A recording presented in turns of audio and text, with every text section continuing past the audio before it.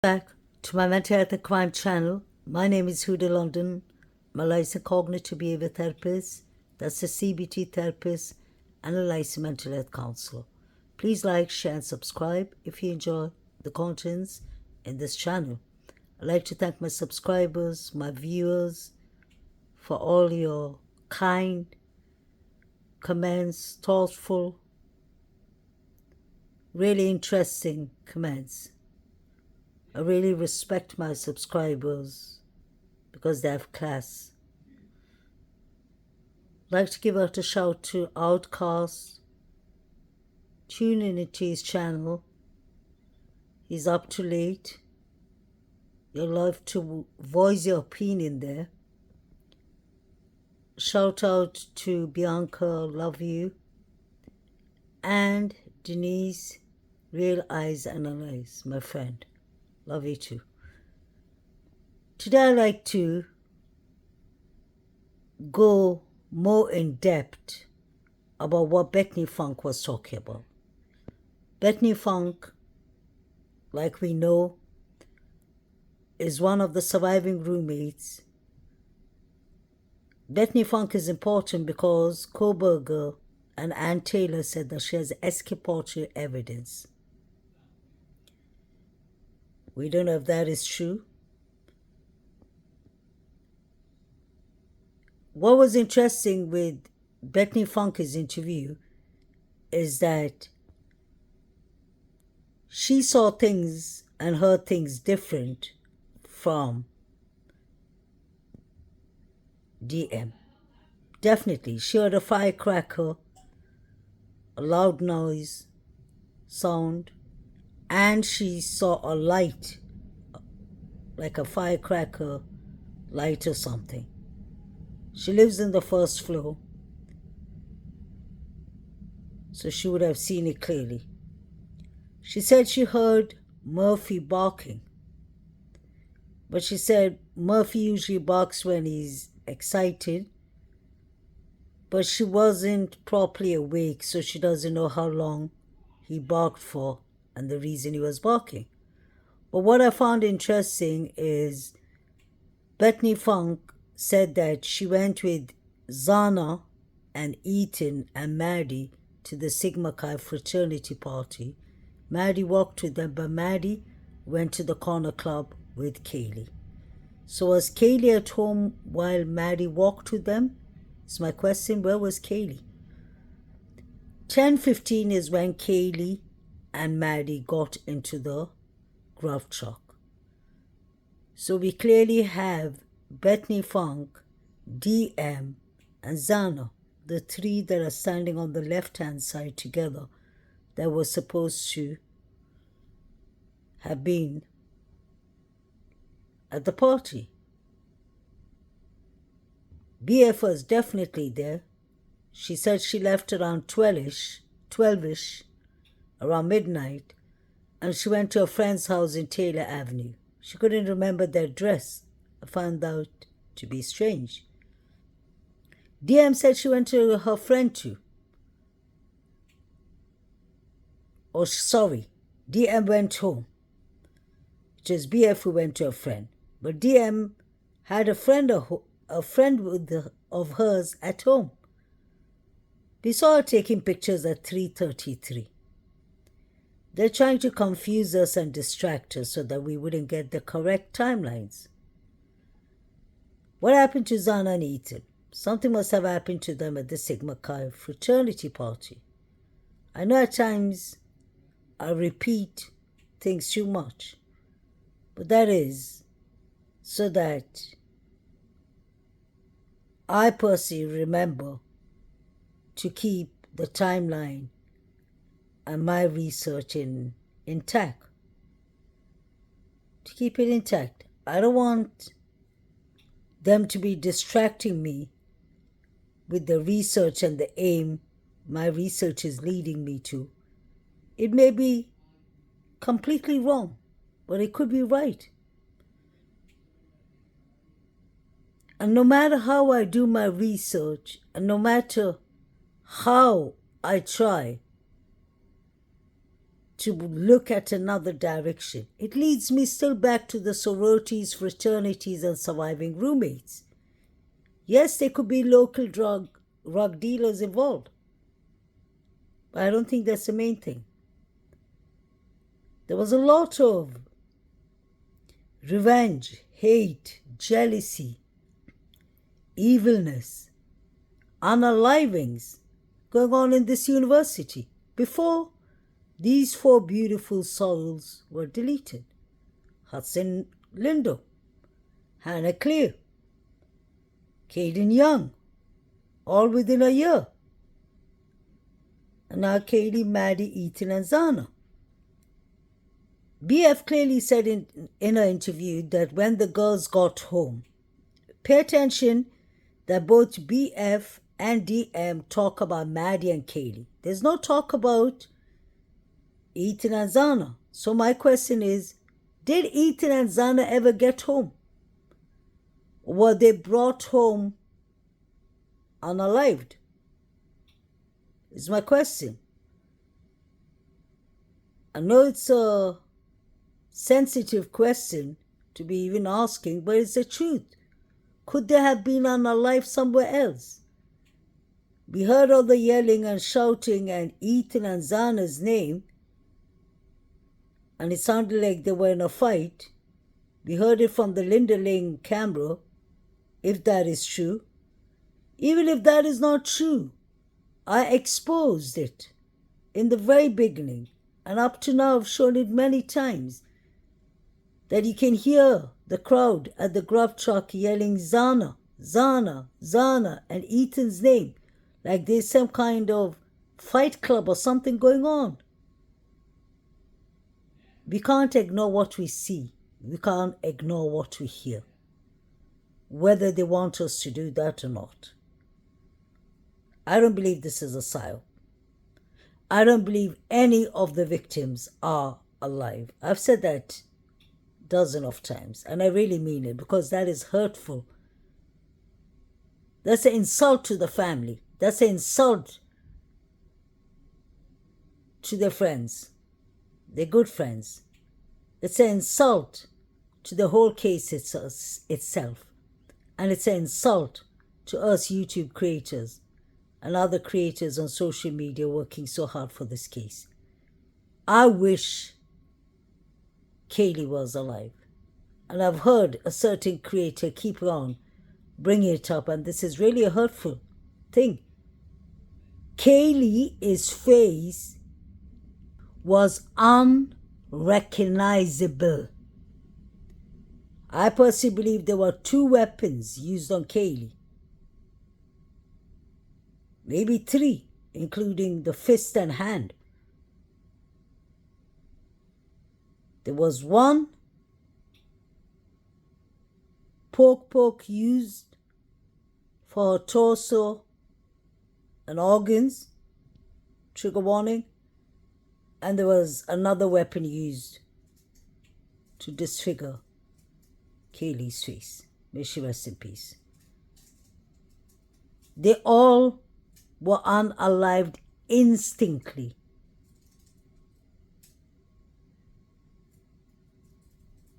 Because these were fatal wounds.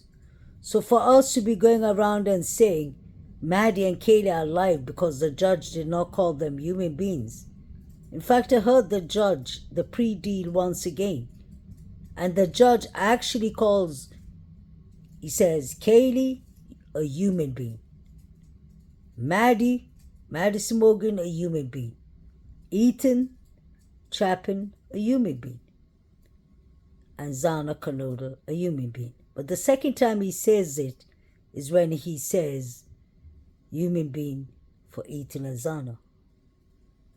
And I read and I checked and researched and watched other cases. It's very normal that some are addressed as human beings. Sometimes the judge uses other terms.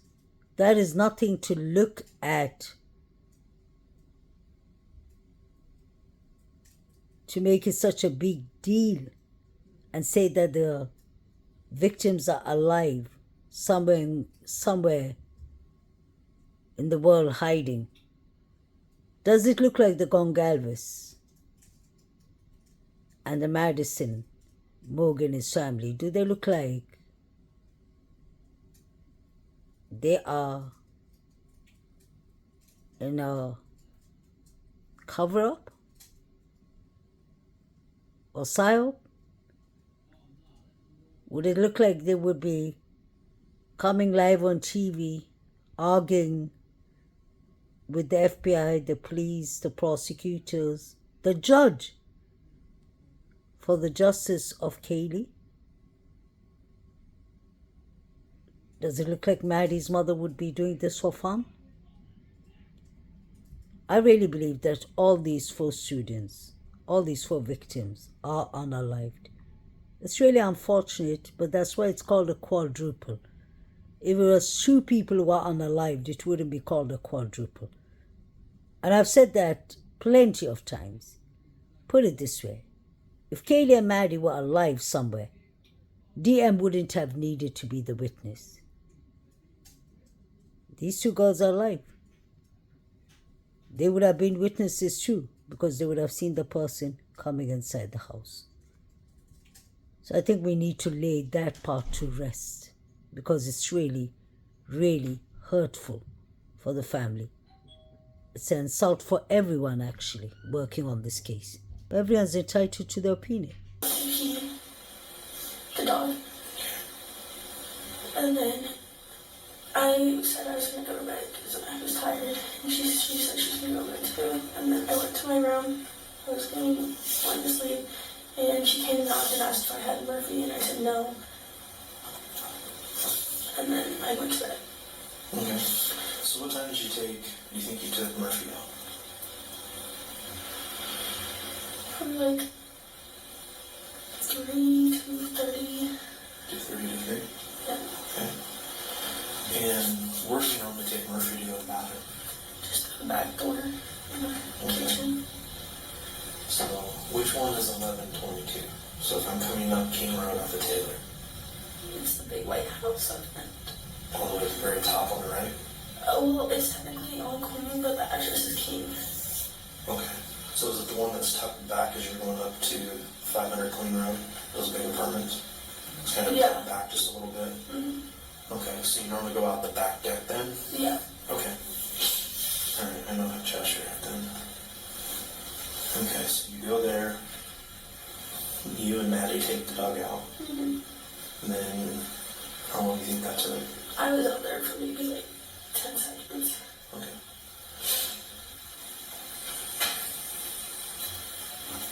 Okay. So then you both come back in. So you and Maddie both I come came back in before she did. Okay. Did Maddie still have the dog then? Yes, I think so. So you went out for a little bit, came back in. Do you know what time Maddie came back in? Mm-hmm. And you went straight to bed when you came back in? Mm-hmm. Okay. How long after you went to bed do you think Maddie came back? Actually, I came in, grabbed some chips, went to my room, and watched the show for a little, and then I went to bed. What were you watching? It's called Baby Daddy. Okay. How long do you think you watched it? Maybe like 30 minutes. So one episode maybe? Yeah. Okay. Or like a half. Okay. And did Maddie come in during that show or after? She just knocked on my door, I think, during, and asked if I had Murphy, and I said no. Okay. Then what happened after that? I just went to bed, and then I woke up and I was like half asleep, and I just thought I saw like a firework or something, like it just sparkled like under my door, and then I thought I heard like something kind of fall, and like Murphy barked, but I thought people were just making like food, like, and Ethan was here or something and knocked something over because he's usually loud in the kitchen upstairs. Now the investigator stops Bethany there because she said something that caught his attention. So what do you mean by you heard a firework? It sounded like a little firework, and then there was like a spark. I went by my, like, I'm on the bottom floor. Okay. And so it kind of looked like it came down there, but I don't know.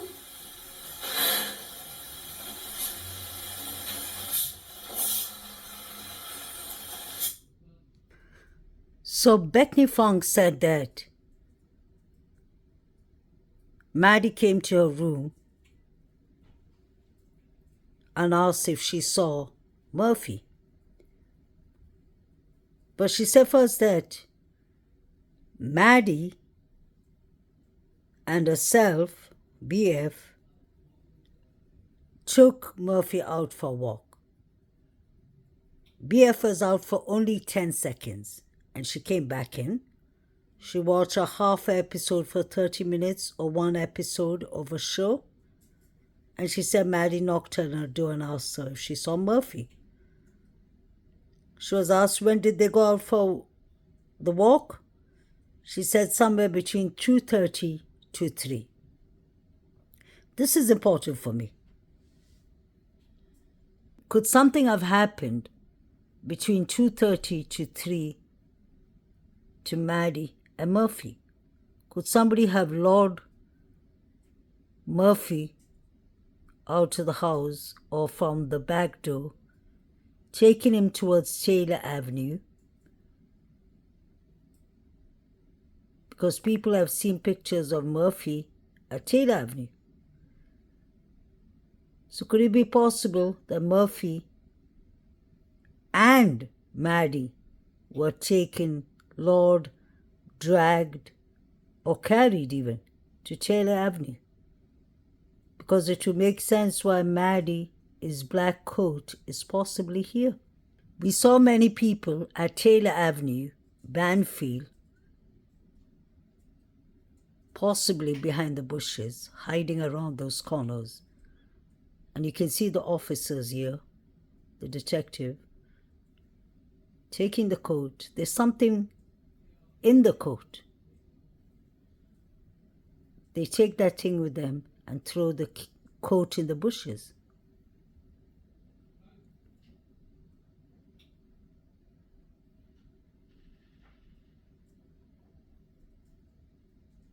Could Maddie have been attacked while she was walking Murphy, is my question.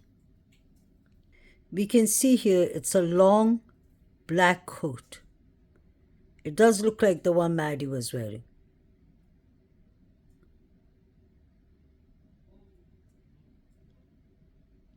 My question is, what did the officer take out of the coat? What does he have in his hand? Looks like a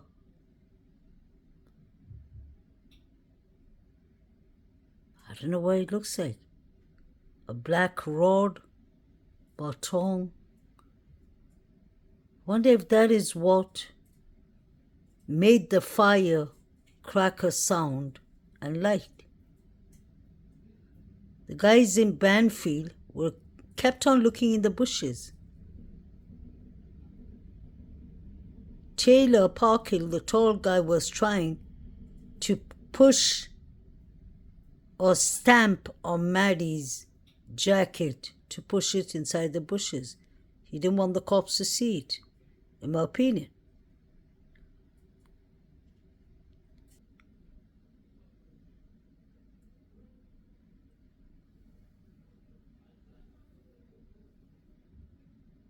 You can see he takes out something black there. What is this black metal thing? They take that with them and they throw the jacket, the coat, back in the bushes. I heard some YouTube creators saying, oh, it's because they came back with the bag so that they can bag it. That's not true. The reason it's not true is because I watched the whole clip. That's how I found it to begin with. It was deleted out quickly. It's not true because they did not come back to bag it. They took what they wanted.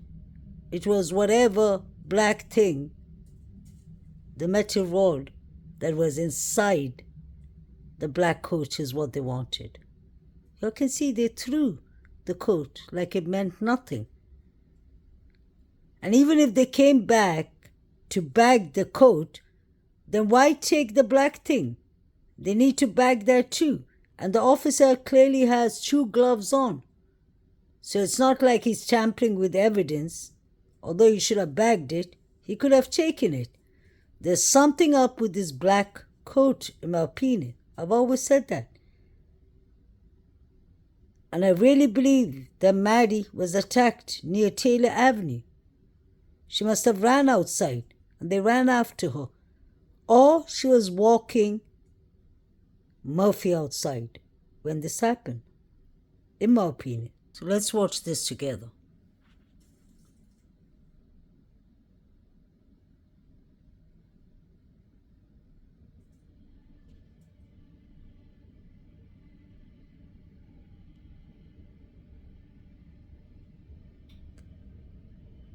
They take out whatever's in the long coat.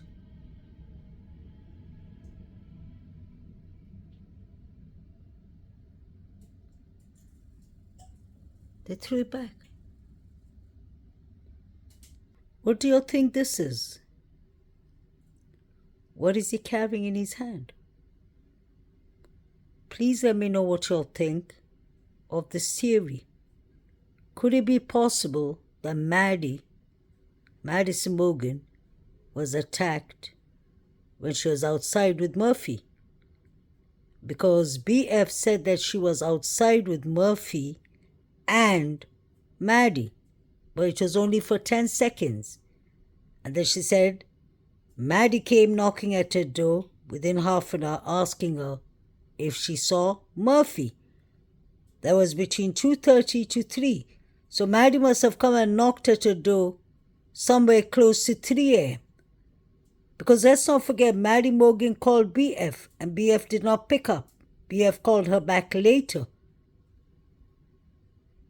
So if Maddie was in distress searching for Murphy, she would have gone outside after asking BF if she saw Murphy. Maybe she went outside with Katie and something happened to them outside.